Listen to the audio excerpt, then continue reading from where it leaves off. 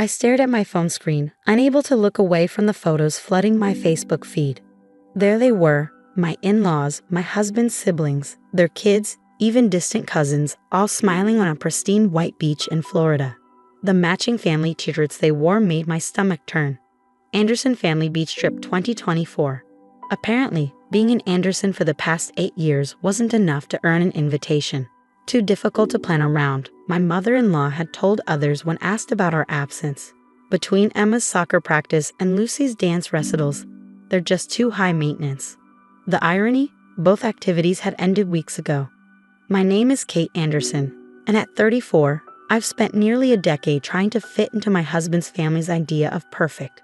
Mike, my husband, was at work when I discovered the secret vacation, probably unaware that his entire family was living it up in Florida without us. I scroll through more photos. My nieces building sandcastles, family dinners at oceanfront restaurants, sunset cruises where everyone raised their glasses in celebration. Each image felt like a deliberate reminder of our exclusion. Our daughters, Emma, 8, and Lucy, 6, would have loved every minute of it. The group chat I wasn't supposed to see, accidentally shared by my teenage niece, revealed the truth. They'd been planning this for months. My mother-in-law, Sandra, had orchestrated everything, making sure to schedule around everyone's commitments, everyone except us. "We can't risk Kate making everything complicated again," she'd written. "Remember last Christmas when she insisted on leaving early because Lucy wasn't feeling well? Or Easter when Emma had a soccer tournament? It's easier this way." I put my phone down and walked to our living room window. Outside, Emma and Lucy played in the sprinkler, their laughter carrying through the glass. They had no idea their cousins, whom they adored, were making memories without them. The front door opened and Mike walked in, loosening his tie. One look at my face, and he knew something was wrong. "Kate, what happened?" I handed him my phone. His expression darkened as he scrolled through the photos. "They didn't. Mom promised she'd stop doing this." "Doing what?" I asked, though I already knew the answer. This wasn't the first time Sandra had organized family events without us. There was last year's Christmas brunch we'd only learned about through photos. The 4th of July barbecue we'd been forgotten to be invited to. Each time there was some excuse. Miscommunication, or the assumption that we'd be too busy. Mike ran a hand through his hair, a habit he'd had since childhood.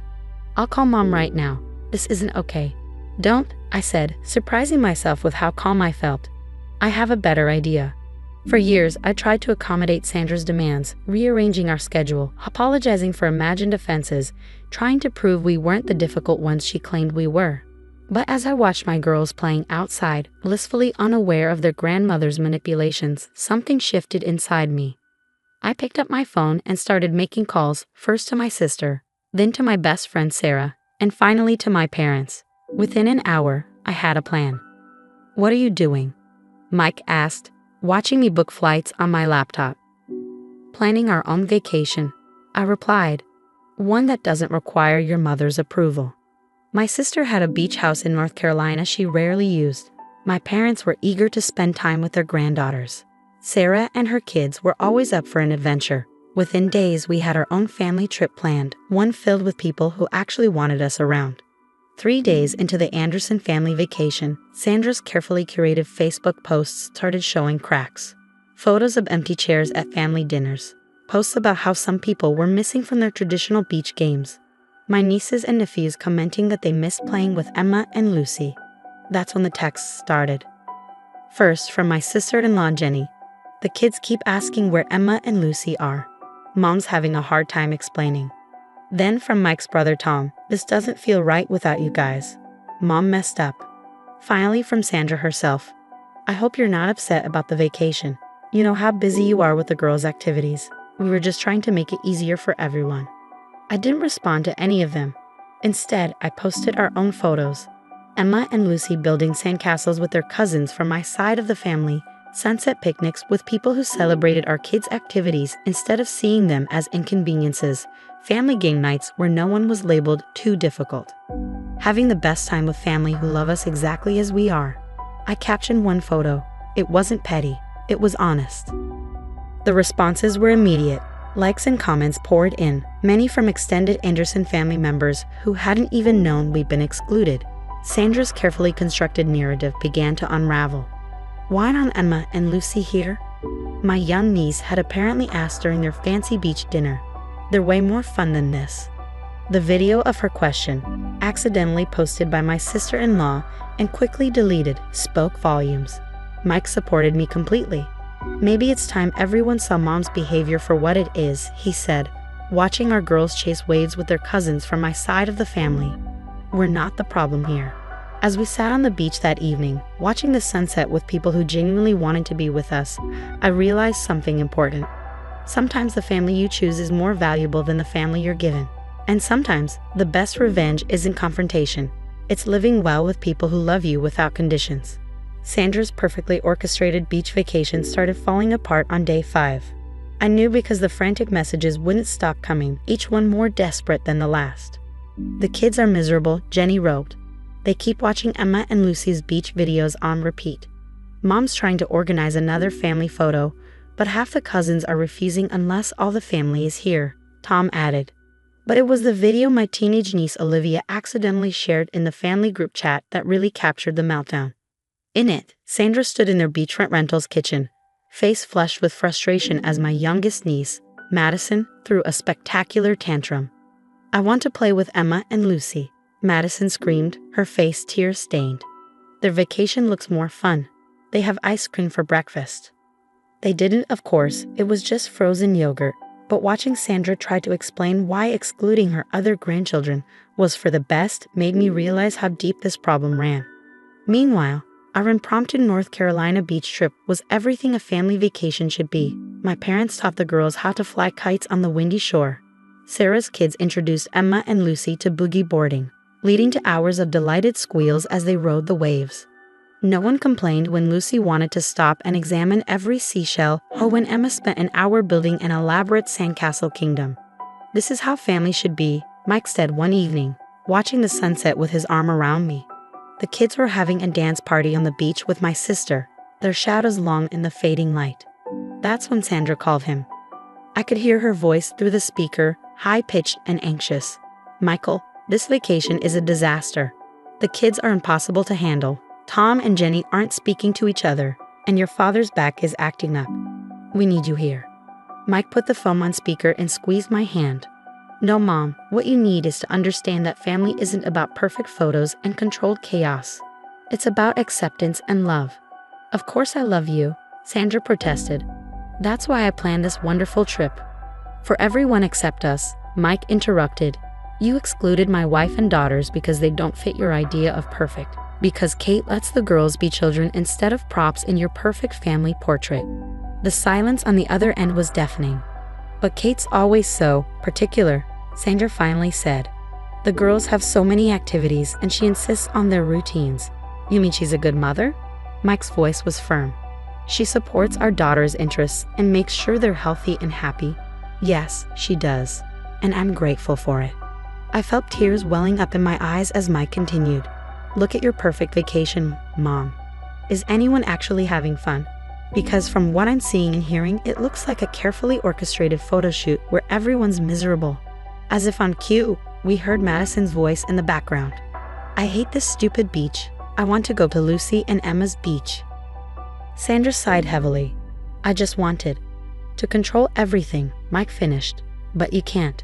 And the sooner you accept that, the sooner you might actually get to know your grandchildren for who they are, not who you want them to be. After he hung up, we sat in silence for a moment, watching the waves crash against the shore. The sound of children's laughter drifted over from where they were roasting marshmallows with my parents. You know she's going to make this about her, I said softly. She'll play the victim. Mike nodded. Probably. But for the first time, I don't care. Look at our girls, Kate. Look how happy they are with people who love them unconditionally. The next morning, my phone exploded with notifications. Sandra had posted a long, melodramatic message about family rifts and misunderstandings, carefully casting herself as the wounded matriarch. But the comments weren't quite what she expected. Couldn't help but notice half your grandchildren are missing from this perfect family vacation, one relative wrote. Those sweet girls and their mother deserve better, another added. Even Jenny broke ranks. Maybe if we'd included everyone from the start, this vacation wouldn't be such a disaster. By midday, Sandra's post was deleted, replaced by a carefully worded apology sent to our private messages. "Perhaps I was too hasty in my planning," she wrote. "We all miss you." But it was too late. We were making our own memories, creating our own traditions with people who saw us for who we were. Emma and Lucy were thriving, surrounded by love that didn't come with conditions or expectations. That evening, as we watched the girls perform a beachside talent show with their cousins, complete with seashell costumes and sandy choreography, Mike's phone buzzed with a text from his father. "Your mother's realizing what she's lost," it read. "The vacation ends tomorrow, but I think the real changes are just beginning." Mike showed me the message, then looked at our daughters, who were now taking elaborate bows while everyone cheered. "Think we should give her another chance?" he asked. I watched Lucy tackle her cousin in a hug while Emma directed everyone into a grand final pose. "Maybe," I said. "But on our terms this time, no more perfect family illusions." He nodded, understanding exactly what I meant. Because sometimes it takes losing something to realize its true value, and sometimes it takes standing your ground to earn genuine respect. The aftermath of the dueling beach vacations rippled through the family like waves hitting the shore. When we returned home, social media was flooded with two very different stories. Sandra's carefully curated photos of forced smiles and matching outfits, and our candid shots of genuine joy and messy, sandy adventures. Mom's not handling the comparison well, Jenny told Mike over coffee a week after everyone returned.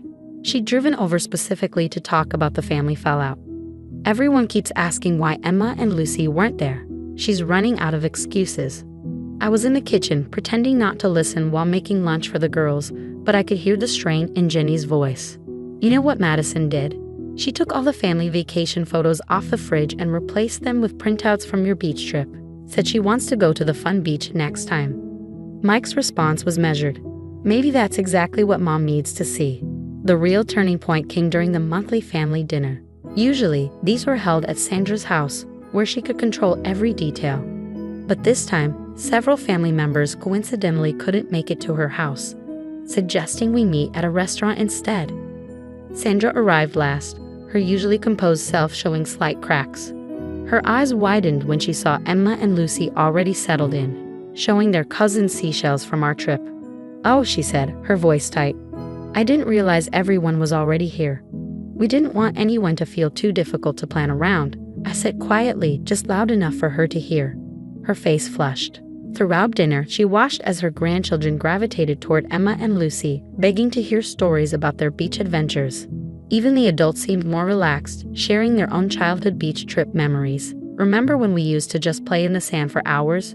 Tom reminisced. "No schedules, no matching outfits, just fun." Sandra sat silently, pushing food around her plate as her perfect family dynamic crumbled in the face of genuine connection. Finally, as dessert was being served, she spoke up. "I may have made a mistake." The table felt quiet. Sandra Anderson didn't admit mistakes. "The beach trip. I thought I was organizing the perfect family vacation. But looking at your photos, seeing how much fun you all had." She paused, uncharacteristically struggling for words.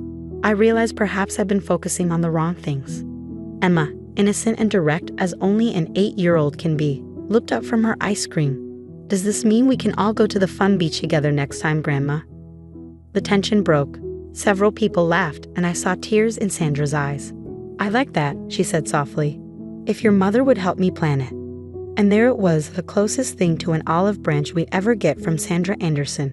Later that night, after the girls were in bed, Mike and I sat on our back porch, processing the evening's events. "You know she's still going to try to control things," I said. Mike nodded. "Probably. But now she knows she can't exclude us without consequences. And maybe, just maybe, she'll learn that imperfect moments can be the most perfect of all." The next morning, a text arrived from Sandra. "Could we meet for coffee? Just us." I agreed, and 2 days later, I found myself sitting across from my mother-in-law at a local cafe. She looked different somehow, less rigid, more human. "I've been looking at your beach photos every day," she admitted. "Not because I'm angry, but because I see something in them I've been missing. Joy. Real, unscripted joy." She pulled out her phone, showing me a particular photo. Lucy mid-laugh, covered in sand, while Emma tried to bury her cousin's feet. Not a perfect photo by Sandra's usual standards, but absolutely perfect in its authenticity. "I want to learn," she said simply. I want to be part of their lives, their real lives, not just the posed versions I've been trying to create. It wasn't a complete transformation. Sandra would always be Sandra. But it was a start, and sometimes that's all you need. A crack in the perfect facade, letting the real light shine through. The next family beach trip was already being planned, this time with everyone's input. And while Sandra still occasionally slipped into her old habits, she was trying. That's all any of us could ask for. Because in the end, family isn't about perfect photos or carefully orchestrated moments. It's about love, acceptance, and sometimes learning to let go of control to grab hold of something much more valuable, real connection. Emma and Lucy's seashell collection still sits on our mantle, each imperfect piece telling its own story of a vacation that changed everything. Not because it was perfect, but because it was real.